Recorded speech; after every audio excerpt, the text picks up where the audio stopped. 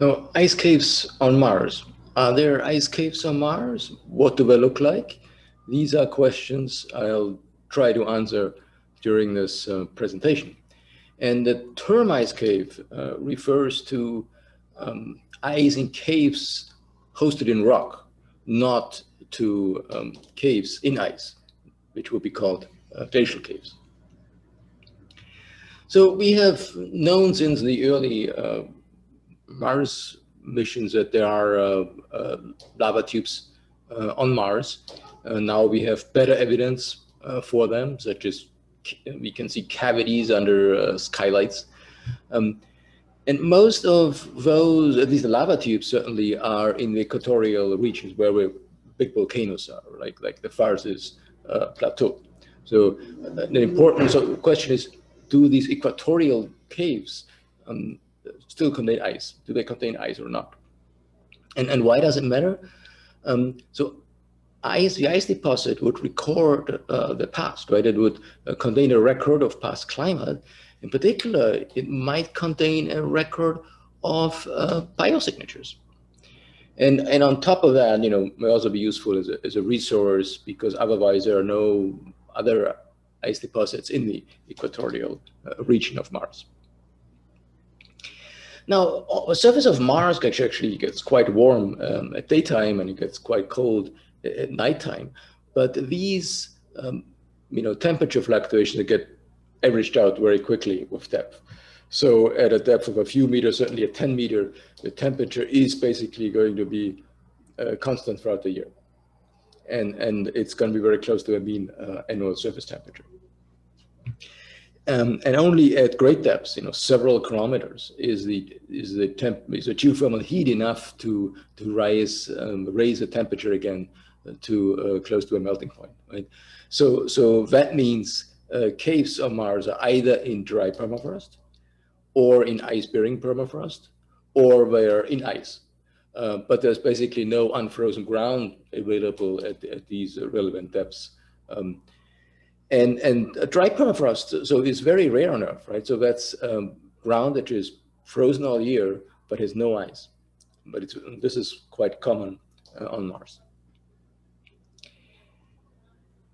So here's a phase diagram of H2O with the typical surface condition, annual mean surface conditions for Mars and Earth in comparison. So horizontal axis is mean annual temperature, vertical axis is partial pressure of H2O, so that partial pressure, it's not the total pressure of the atmosphere.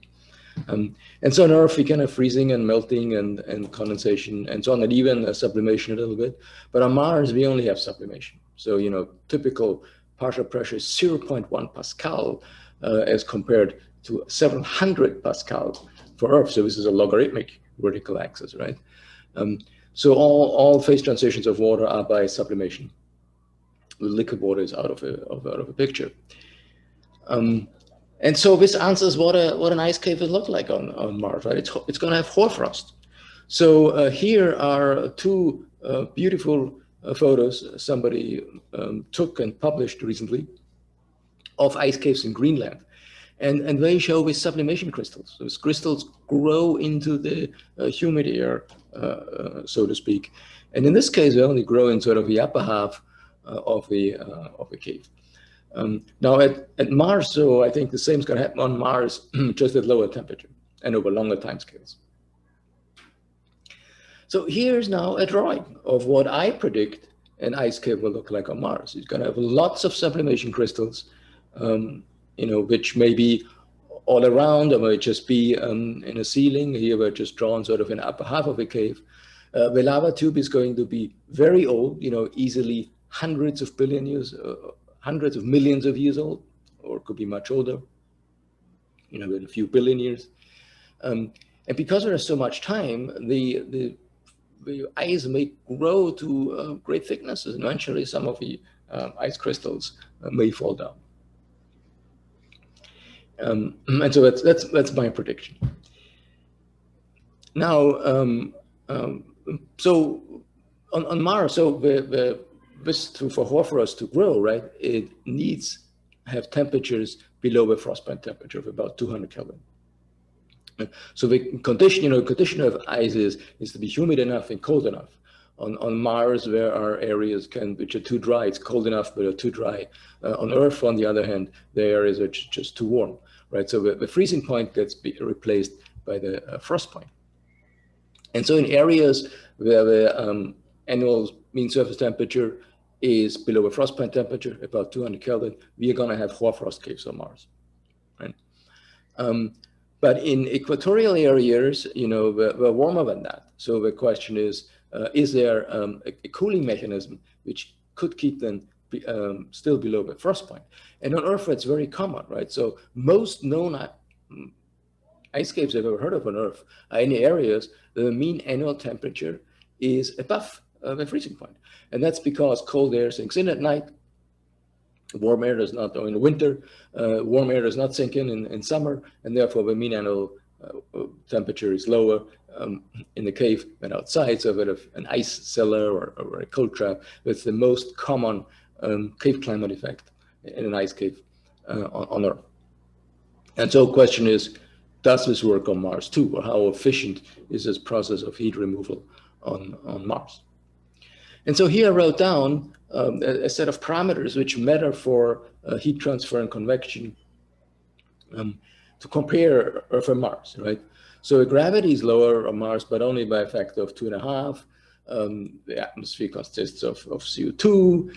A huge difference is the pressure, right? It's about 200 times lower than on Earth.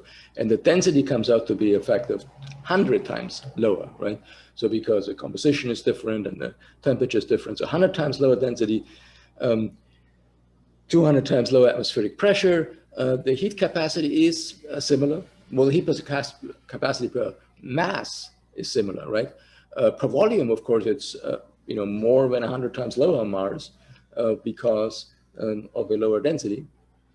And the dynamic viscosity is also similar, right? So the dynamic viscosity of a dilute ideal gas does not depend on pressure because there are fewer molecules, but their mean free path is longer.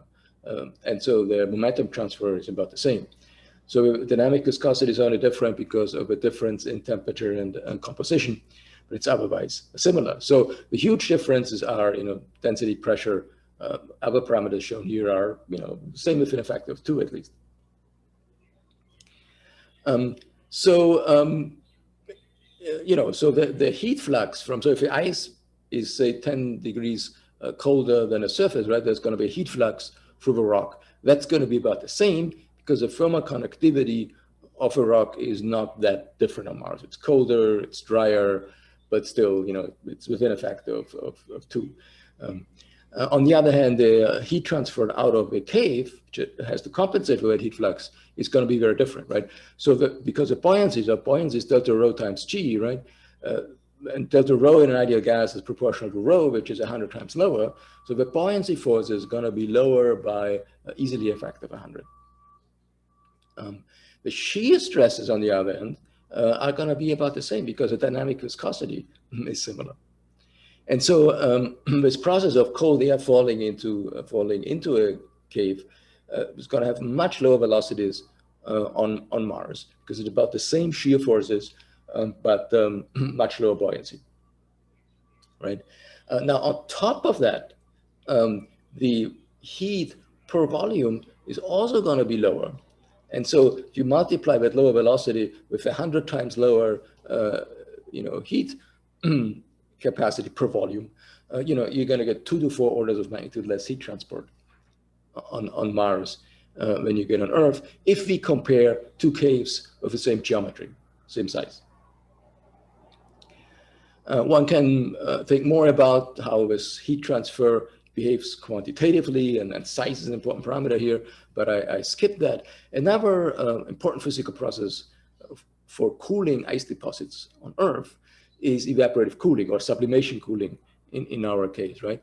But the rate of evaporative cooling is proportional to the vapor density, and the saturation vapor density at 200 Kelvin is 4,000 times lower than a saturation vapor density at 273 Kelvin. And therefore, evaporative cooling is negligible, is always negligible in a cave on Mars. Right? So that's not an it's not a large heat removal either. Cannot be a large heat removal. So I conclude that, at least free convection and cooling by sublimation cannot remove much heat from a cave. What I've not shown is what I think it also applies to forced convection. So I think there's no physical process to remove much heat from a cave, and therefore the ice deposit will have almost the same temperature as the surface, the annual mean on the surface. And therefore we're only going to have caves, ice caves, in areas where the mean surface temperature is below the frost point, which is typically forward of 50 degrees. It's not going to be in the equatorial regions. Now, for completeness, I note that there is an earlier paper which reached a different conclusion, namely that ice caves exist at all latitudes or can exist at all latitudes of Mars. I could not physically explain how so much heat gets removed, could get removed from a cave. Now, caves on Mars are larger than on Earth, and so that can allow more heat transfer. So there may be a window. If the caves are very large, there may be a way to still get very large heat removal in Martian caves. So conclusions. The predominant type of cave ice on Mars is perennial hoarfrost, sublimation crystals which last all year, and microclimates play a lesser role. And therefore, I think we're not going to see ice caves in the equatorial regions, but we are going to see them at higher latitudes on Mars.